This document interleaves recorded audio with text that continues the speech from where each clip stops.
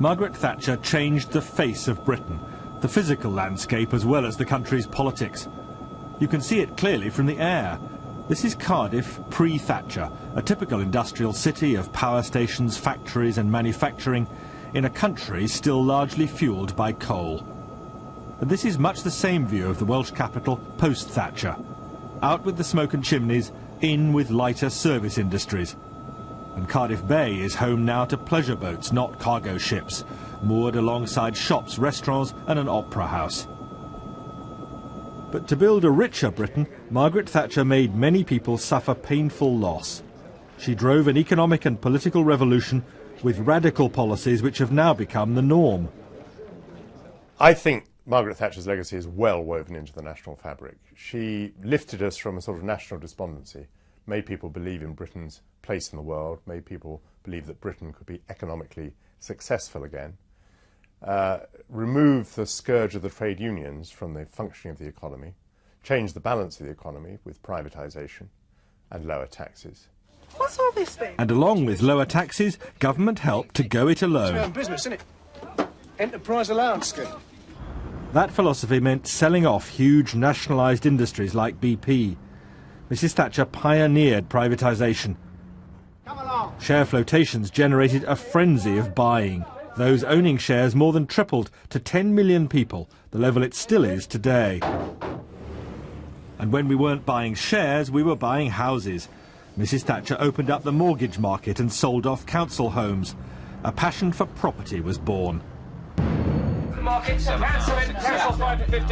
And Big Bang, October 1986, transformed the City of London. Barriers between roles were swept away.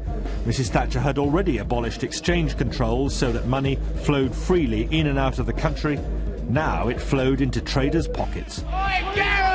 Suddenly, the ordinary chirpy chappy from Essex, from anywhere, if he had the intelligence, or he or she had the intelligence, could suddenly become a trader, a dealer in the marketplace. It wasn't left to this kind of elite.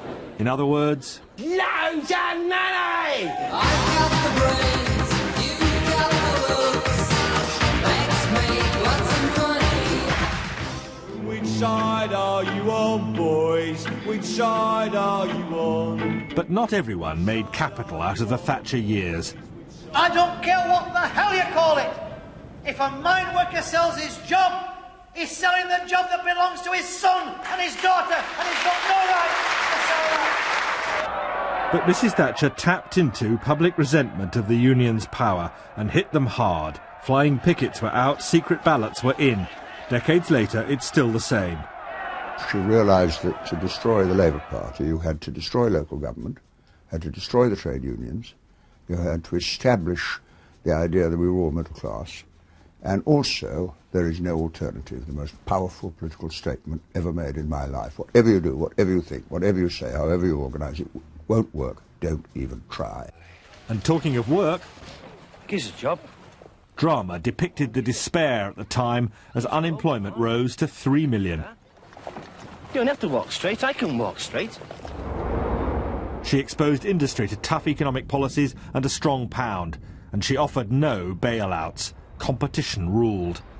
There's still much bitterness in communities such as mining, which were broken up, but her supporters say she reinvigorated the nation.